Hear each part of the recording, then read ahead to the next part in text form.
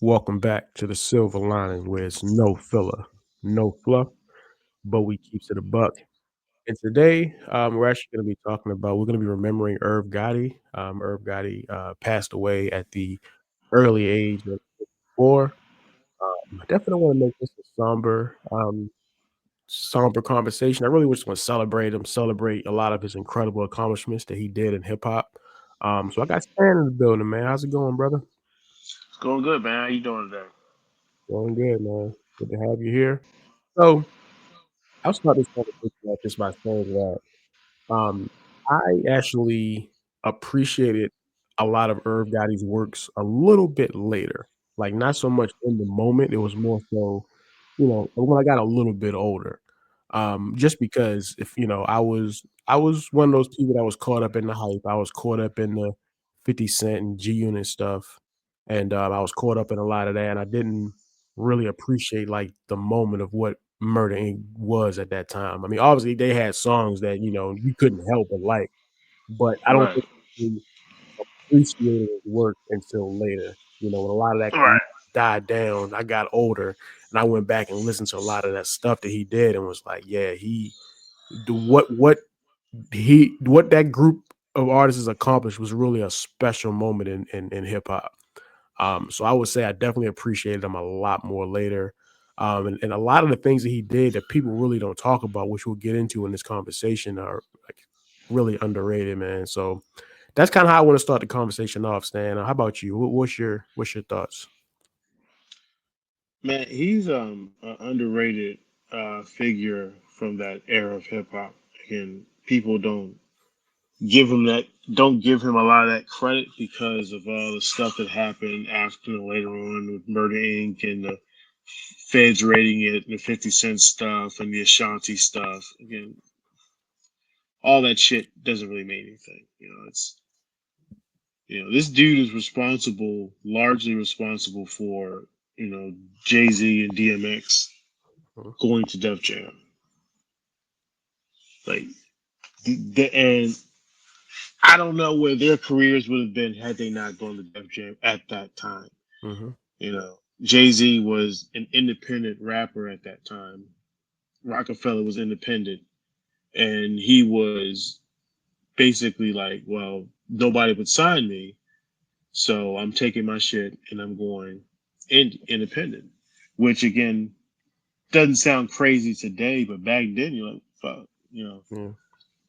And X had been out for almost a decade before he got signed, Mhm. you know. And Irv brought both of them to Def Jam, put him with Ja, brought Ja to Def Jam, Mhm. and formed Murder Inc. The original Murder Inc. was Mhm. Jay Z, DMX, and Ja. I don't know how many people know that the original Murder Inc. concept was just a supergroup, basically. Yeah. Now, I don't know if it was looked at that point because again, they weren't established artists at the time. But that was the idea: was Child X and J as a supergroup. Mhm. And again, he doesn't get credit for his production. His Yeah. production. Producing for songs off of Reasonable Doubt, producing for songs off of John's first album, producing for songs with X's first album. X's first album was one of the greatest debut albums that we've seen in the 35, 40 years since it came out, in that history of hip hop. It's one of the best debut albums.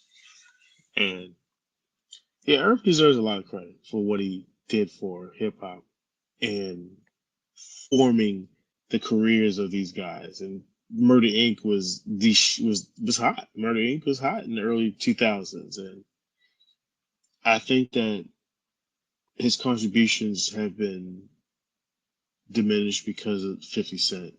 And 50 Cent should be ashamed of himself for the way he's acted and Yeah. the things he said. Again, I get that there are people who think that shit is funny, and it's not. When you're over 45, 50 years old, it's not funny. So, but I think that he's underrated in terms of his contributions and what he contributed to hip hop. So it's.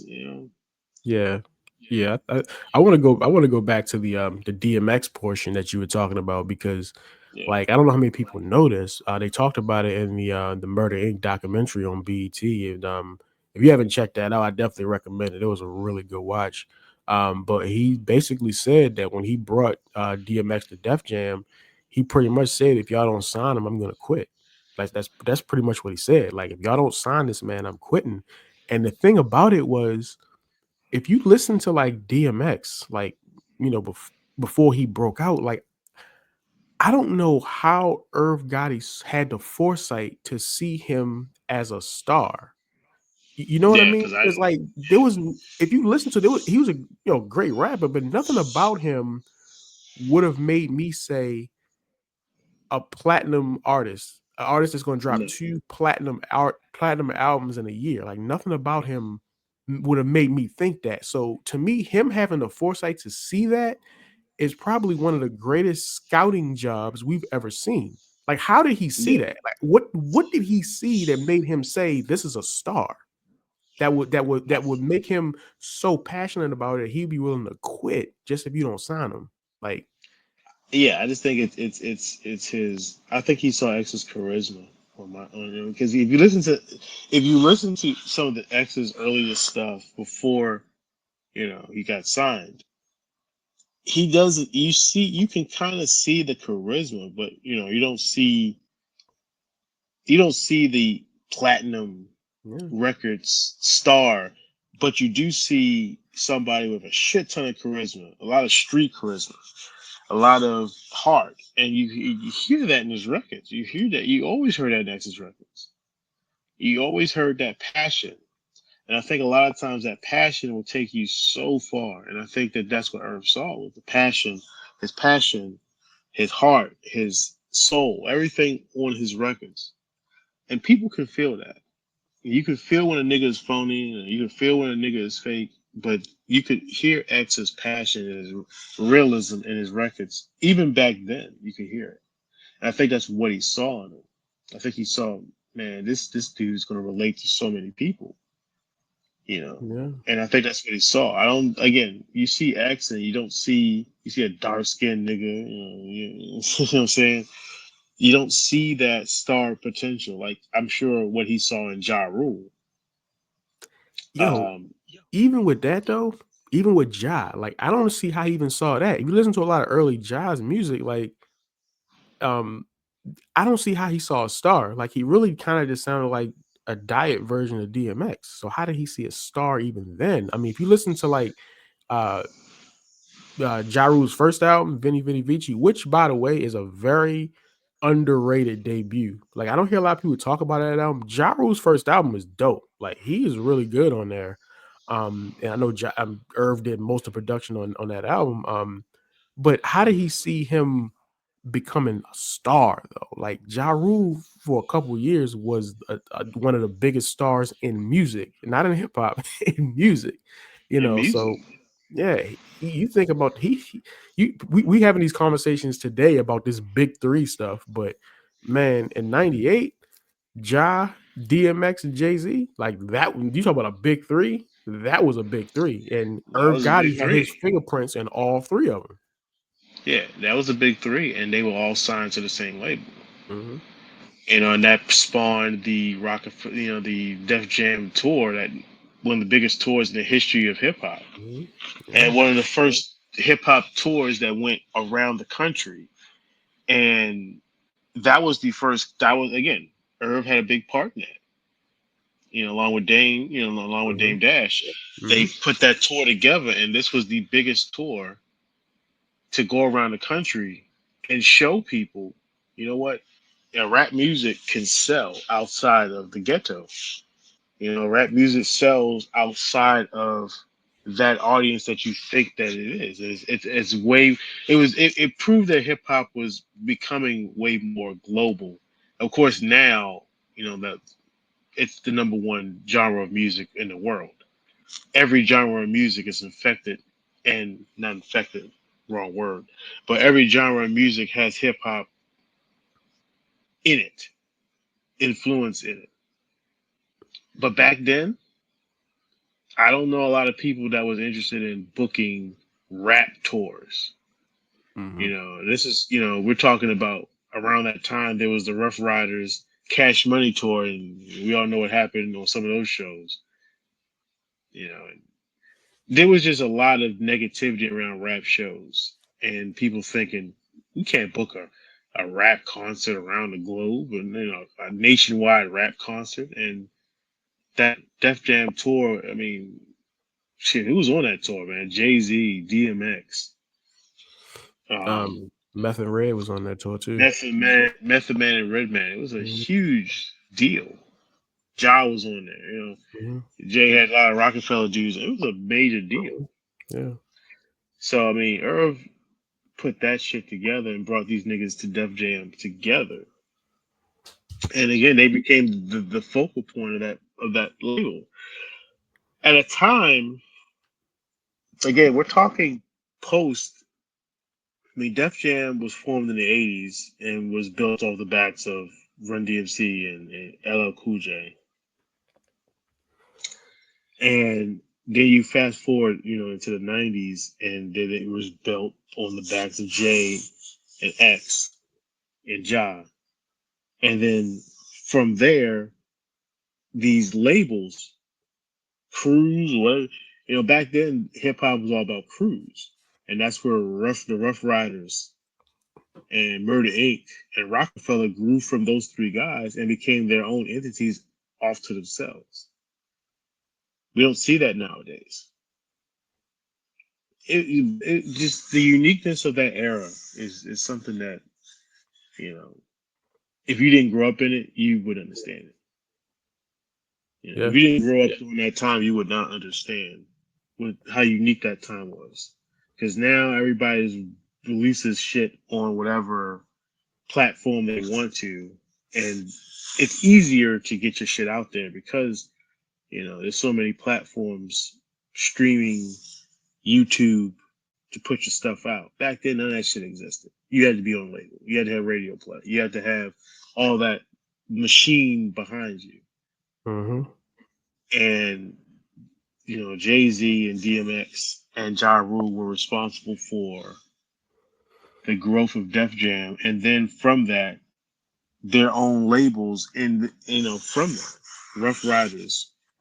We know the Rough Riders, put on the Lots and Eve and Drag On, and Rockefeller, Beans and Memphis Bleak and Kanye, and Murder Inc. with Ashanti and Ja and the crew there. Mhm. It was a unique time, and I miss that. I miss a lot of that stuff. Then sometimes I don't because of what happened after that was that Yeah. everybody thought that anybody that became a star should get their own label. So now you Yeah. got Ludacris with his own label, and you got Ti with his own label, and you got you know Nelly and his own. It just got to be a bit much, and everybody had a fucking crew, and it became the crew wars, and yeah. Then Yeah. it started going downhill. But no, Irv should get doesn't get a lot of credit for the growth of Def Jam, and he should get a lot of credit for that. Yeah. But Yeah. Let's. even though Dame Dash deserves that, Jay Z deserves Yeah. that, Yeah. For sure. For sure. you Let's know, let's talk. Let's talk about Ashanti. Because you look at what he was building with that label. I mean, it was Murder Inc. This is hip hop. This is a hip hop label, and then he brings in an R&B singer on the label. So we got an R&B singer, throwing up the M's and all this stuff, right? And the the hits that came from her and it was out of this world, man. I mean, you think about the song "Foolish," you think about the risk of that track, the just because of the beat that was used on there. Um, and it was a smash, and it was a great song. You know, Ashanti has so many hits, man. Like, and again, I think it was a gamble to bring her on, and it was a gamble that more than paid off. I mean, Ashanti's first album. I mean, I feel like if I'm not mistaken, we bought that the first day it came out. If I'm not mistaken, I remember we had it, yeah, but yeah, yeah, we did, definitely did. I mean, that album was huge when it came out. I mean, I'm looking at these hardcore, these hard niggas that I knowing niggas was buying the Ashanti album. I'm like, yeah, And again, I was not an R&B person back then. Yeah. Really not now. I've never been really an R&B person, you know. But back then, I was strictly rap, hip hop, hardcore rap. You know what I mean? And Ashanti's album came out. Niggas was buying that shit, Mhm. and it was good. And it's good. Mhm. You know, it's still pretty good listening to it today. Oh You yeah. know, and she, like I said, a lot of hits, Yeah. and they had a sound. And again, back then, you had to have a sound. I mean, nowadays, again, everybody sounds the same. Everybody does the same bullshit now. But back then, there was distinct sounds from different cliques and stables back then. You know, Jay Rockefeller had their sound. You know, Rough Riders had their sound because all these dudes had in-house production. Mhm. You know, whereas now everybody works with the same fucking people now. You know, but back then, everybody had like in-house production. And said Irv did a Yeah. lot of that shit for Murder Inc. Yeah. You know, and Yeah. then Rockefeller had their in-house producers. You know, Just Blaze and some kid Yeah. named Kanye West. Yeah. And Rockefeller had Swiss. Nobody had heard of Swiss Beats when he did Rough Riders Anthem. And I don't think that was the first song that I remember him being a part of. I'm trying to think what Mhm. was the first joint that he was the first hit that he had. I don't think it was Rough Riders Anthem. I think it was something Mhm. else. Maybe something from Noriega. I can't remember. But he that was another thing about that time was the signature sounds and all these dudes created that. Nerve created a signature sound for Bird Inc. Yeah. Yeah. They And just had a sound. They had a tone to their records. You know, it was hard, but it was radio friendly. Again, hard to do that. It's hard to create these hard street level songs, but they also radio friendly. And he was mastered on that. Just create those type of records. yeah, what about because he did the beat for Can I Live on Reasonable Yeah, Doubt, and then flipping that on the Ashanti song, I think it was Rain on Me when he flipped that, like that yeah, was yeah, crazy. Crazy, man. Man, like what that was a hell of a time, man. Um yeah. yeah, I want to talk more about some of those hits records, man. Like, and again, I feel like at the time, like I was caught up in the hype, man. But like today, like you can't have no cookout playlist if you ain't got Always on Time on there.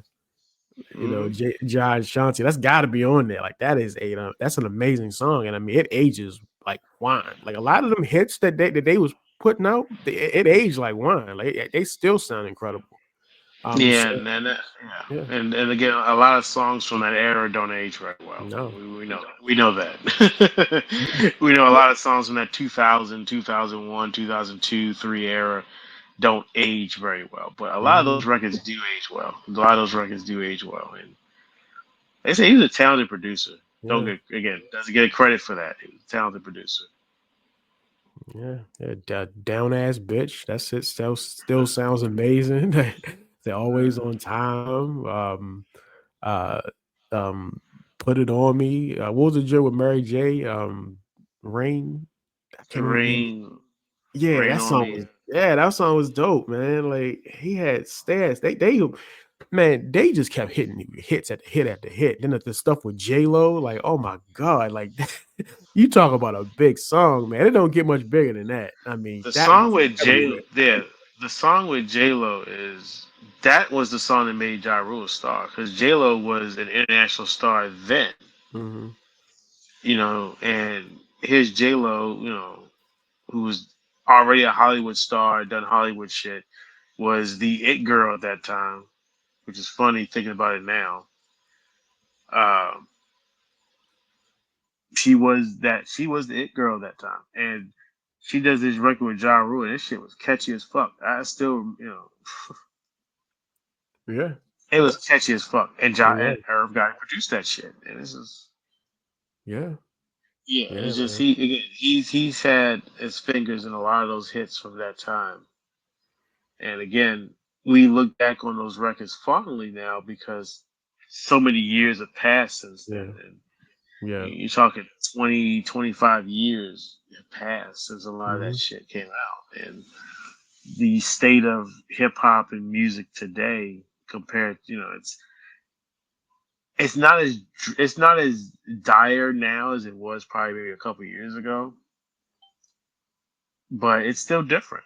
It's just different, and Mhm. we look fondly back on stuff back then because we grew up with that shit. These songs have you can listen to one of these songs now and just be like, I remember listening to this song doing this. I remember Yes. being over here Yes. doing this. Mhm. I remember, being with this person doing this. And Yes. it's hard. It does. It's a fun. It's tough for us again as we get older. We're getting older, and Yeah. shit becomes less and less appealing to us. Mhm. We look fondly back on those times, and again, he had a finger in a lot of those records, and Mhm. again, guiding the careers of these guys and these dudes who are now looked at as, you know, gods. Mhm. X is like a Marvel superhero now, Mhm. and Jay is Jay. I mean, Mhm. he's Jay's probably the most famous rapper still living. Um, Ja became a huge superstar at that time, and again, Yeah. all these people that came from that and made hit records from that, and a lot of that would have happened without Irv Gotti bringing these Yeah. dudes to Def Jam. Yeah. Yeah. Um, I don't want to dive too much into the street stuff just because I'm not a street guy. I don't feel qualified to speak on a lot of that stuff. But one thing I do want to talk about is the federal indictment that happened to Murder Inc.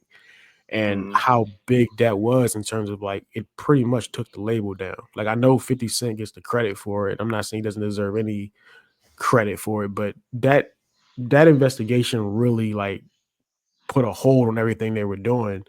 And the fact that he because he talked about it in a bunch of interviews. He said it multiple times that basically they wanted them to take a deal. They wanted them to just say, okay, we plead guilty. And then they had the thing where like he could go to jail for like 6 months to a year, and then his brother would go to jail. They could flip flop, and he could run the label while he's in jail, and then Right. he could run the label, while he's in jail or whatnot. And they pretty much put their middle finger to it, like, nah, we're not doing that. And the reason why he did that was because had he pled guilty, that he would have put more pressure on his friend, Kenneth McGriff, because he would be admitting that this happened, which would have put more years on him. So just a stand-up dude that will be willing to look at the feds and say and put your middle finger up and say, nah, let's go to court. That's legendary stuff, man. It doesn't get talked about much, but you gotta respect that. The fact that he was with like, nah, go to court. Absolutely. I mean, the feds was breathing down these niggas hard, and that's scary. Shit. Yeah, You get a letter from the IRS, man. You yeah, start, right. fuck. Dealing with the feds is scary, and he looked down at the feds and said, "You know what? Fuck y'all niggas. We not doing this. You want to go to court? Let's go to court." But again, unfortunately, it did take down the label. It It took the did. label down. And it torpedoed the careers of all those people involved. It did. And then everybody kind of splintered after that. Mhm. But yeah, that he had huge coconut balls to sit there and look down at the feds and say, no, we're not taking a deal. We're not pleading. We're gonna just I don't believe we didn't do anything wrong, and we're gonna fight this shit. Mhm. And that takes a lot of guts because a lot of niggas was fold. We've seen a lot of niggas fold when the feds breathe down and like he Yeah. did it. Yeah. Niggas play tattletales when the feds Yeah. breathe down. He did it. Yeah. Yeah. So it's he. Yeah, it takes a lot of nuts, a lot of big Mhm. coconut nuts Yeah. to face down the feds. But Yeah. yeah, it did fuck the label up, and it did take him down pretty much. Yeah. Yeah. One more thing I want to get to is the a lot of his drink champ. interviews that he did. I think he did about two or three of them. And a lot of people are very critical of him just because he said some stuff about Ashanti and some other things that weren't very good. They were a bad look for sure.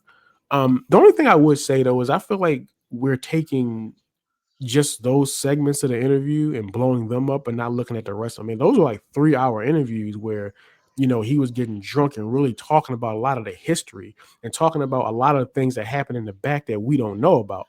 Like, I enjoy hearing them kind of stories. Like, he told the story about how, for those that don't know, on DMX's second album, Flush My Flesh, he's got a song on there where he's dissing Ja Rule. Used to be my dog, he was in my left Yeah, kitty, scream ride or die. Like I that's a never, he's I never dissing. knew that. Until, Yeah, I never knew that until I saw that yeah, part of the yeah. Drink Champs. I never knew that.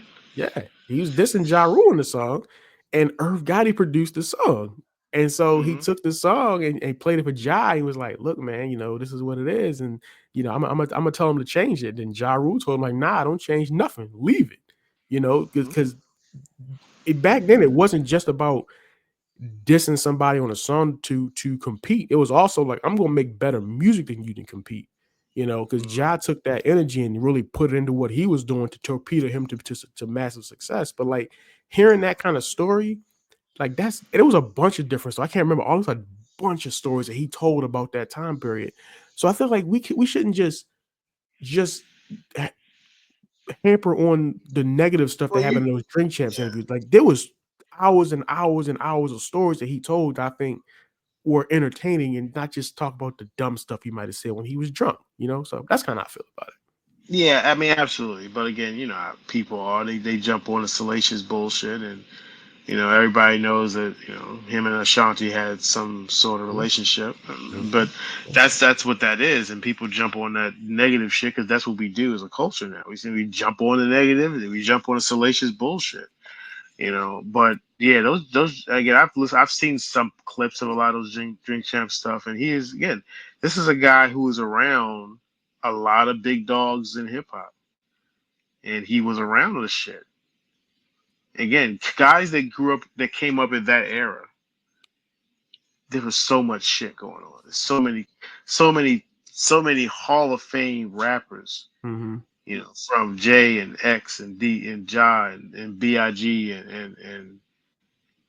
you know, Big Pun and all these dudes, Wu Tang, and these guys were around a lot of this shit. So yeah, I mean, guys like that, man. I would, you want to hear them, tell stories, and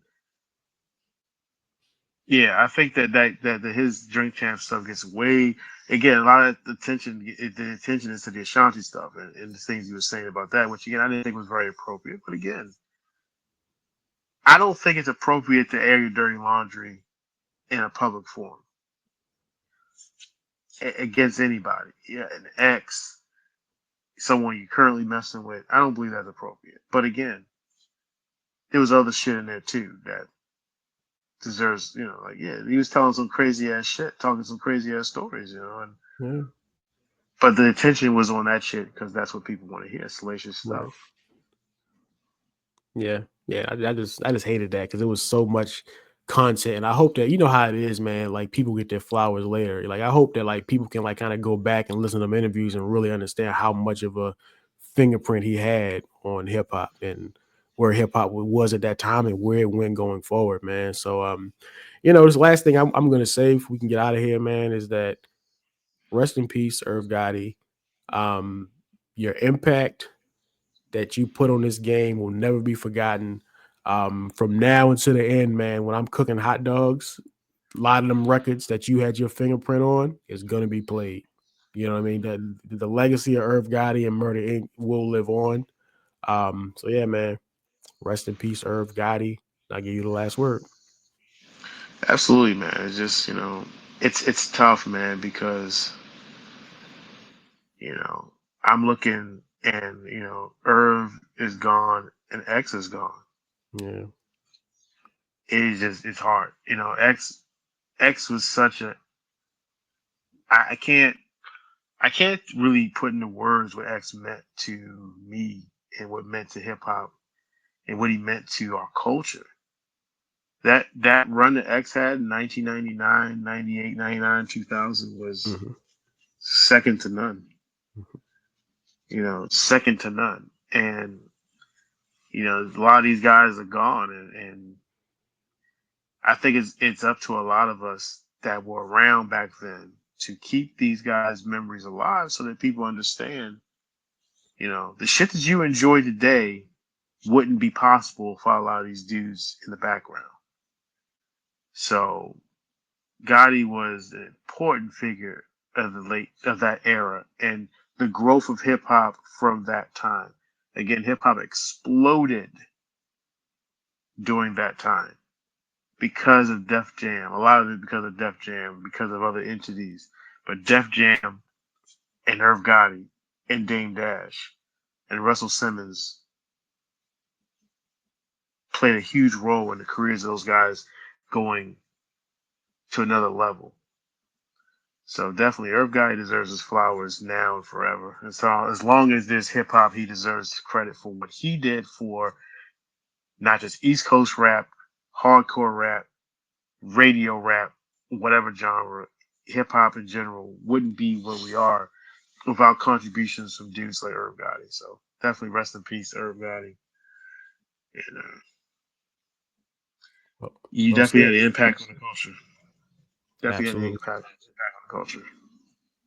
Absolutely, brother. Well said. So we'll get out of here. Appreciate you coming through. Till next time. Peace. All right, man. Thanks a lot.